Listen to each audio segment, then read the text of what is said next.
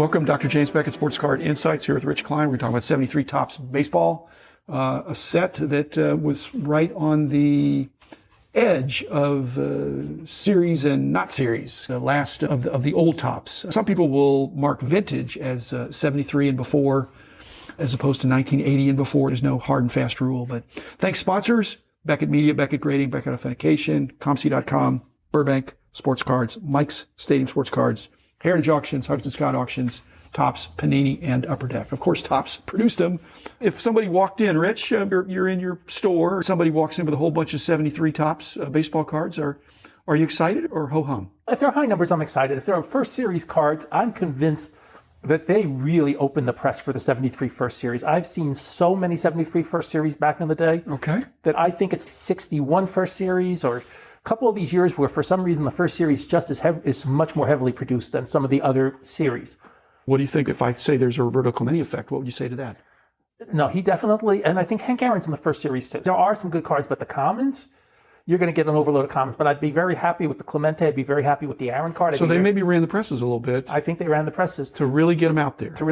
Card number one, has Ruth, Mays, and Aaron on it. Right. The home run thing. All-time home run guys. So there are some really good cards in the first series. And there's good cards in the second series. There's good cards in all the series. Yeah. But not great cards. But not great. Until you get to the last series. I don't know. There's one great card. Well, and to me, there's an almost great card. The Willie Mays number 305. I have never had a trouble. Whenever I get that card, it sells almost immediately. Career stats? Just about career stats. It's really his only Mets card other than 74. But 74 doesn't say Willie Mays. It's a World Series card. It's finally starting to get the recognition it always should have had in terms of value. Yeah. Being Willie Mays on a 74 baseball card, in my opinion, Topps blew it, not just with Mays, but with a lot of people in those days. The Clemente Mays blew it. He should have stopped in 73 or 72. The Clemente card is a career stat card, not through any fault of his own. Yeah. It was interesting. I never knew Roberto Clemente was a U.S. Marines reserve. Yeah. That's very impressive. Yeah. No, he was a man of high principle. Yes. When he followed the beat of his own drum, but that's exemplary. Yes. That's exemplary because I never knew that, and I should have. That's ultra credit to him.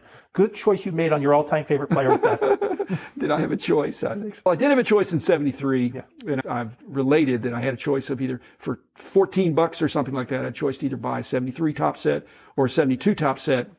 And I foolishly took and this was in 73, I foolishly took the 73 Topps set instead of the 72, which would have been a lot better. The cards were 10 cards for a dime in a pack. They were dime packs, which I guess had they been dime for a little while? Yeah. And what's interesting is that's really the last year of, we'll call it, when you used to see collections, you could tell how old a person was by usually within a year by figuring out the peak of when they bought cards. And that's really the last. Subtract 10? What? Subtract 10. Yeah. So that's really my last year of going and actively buying packs as if, I'm the kid again. Just before my bar mitzvah, we used supposedly a man. Yeah. When I go into the local stationery store and I buy the 73 Topps packs. And I'm opening a couple packs. It's 3 minutes to the house, 5 minutes to the house. All of a sudden, I go to my father. Dad, this has a blank back on it. Ooh. Yes, ooh. He goes, by the way, we're going back to the store. Why? He goes, you're buying every pack in the box. Because they were random. Brilliant. I didn't know that you had a generational genius. He had been a vest pocket stamp and coin dealer. Amazing. Yeah, upside down airplane. Very good. So he knew to just go back and buy those packs. And I had 40, 50, 73 first series blank packs way back in the day. So you needed $2.40 yes. to buy the box, and it seems so cheap now. Actually, that was like $20 or $50 or something. Yes. Yeah. And immediately we're going right back. We're buying all the packs. I like your dad. Yes. That's great.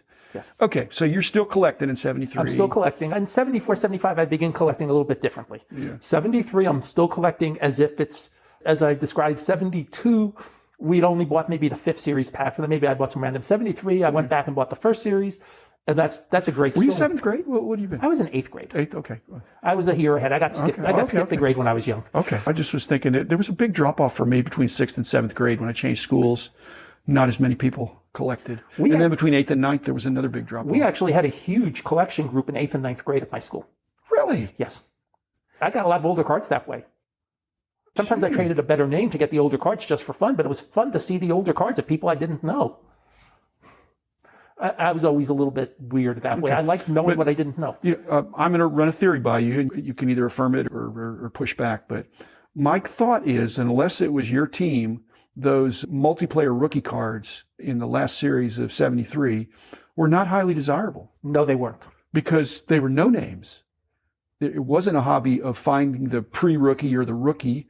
Mike Schmidt was an unknown guy. Nobody was thinking, I'm going to take a position in Mike Schmidt or any of the others. No, Richie Zisk might have been as good as any of the rookies on that level going into 73. I think Dwight Evans, who's in there, had, but none of these guys really, maybe a couple today, but Mike Schmidt was 24 years old. You don't think a guy 24 years old is going to take it. And the other thing was 73. In New Jersey, we got them in series. I don't know where you were. Were you in Texas or in Ohio by 73? I was in Texas, but my recollection is the first 3 series were all together. Okay. That 1 to 396 you could find, but maybe I'm mistaken on that. But I just remember those first 3 series being really easy. And then the 4th series would be a little bit tougher, and the 5th series a lot tougher. But there were parts of the country, Florida for sure, I believe Ohio, I'm not sure where else, all 5 series at the same time as a test. And I know Florida because in the early 90s, I went to Kendall Lloyd's store, and I believe it's still there, Orlando Sports Cards. Yeah. And he had 73 blue team checklists. And he had enough of them, and he said they come in from original local collections. I actually asked about that because I also bought them because I knew they were tough cards. And interestingly, at Kyle's show, I had a couple that I had in my boxes, and somebody went through one of my 70s boxes and pulled out the 2 I had. And I don't sell unmarked. I only sell unmarked. I don't sell if they're marked. They go into the donation bin if they're marked, even though they're better. And the guy says, we don't have them down here. I don't see these cards. And so I know they did not travel very well around the country. And so that's a good clue. If you see an accumulation of 73 blue team checklists, you're in an area where the cards were issued at the same time. Really? Okay. Well, so that's an indicator. Yeah, when I'm not beating myself up, but when I'm looking back, I'm thinking, what was I thinking? Because 73 tops is way easier to put together than a 72 tops. There are nobody says, oh, I'm really struggling to complete my 73 set. If you just pay the money, there's nothing that's that you might have to be particular about what condition you'll accept on the Schmidt card. But other than that, it's just not 74, same thing. They're not series scarcity that are out of shape. Whereas 72 and before, you'd have to carry a want list around. 74, for some reason, checklist number 273 showed up on more want lists than I've ever seen before. It's like, why is it 273? It's, for some reason, that card seems to be short.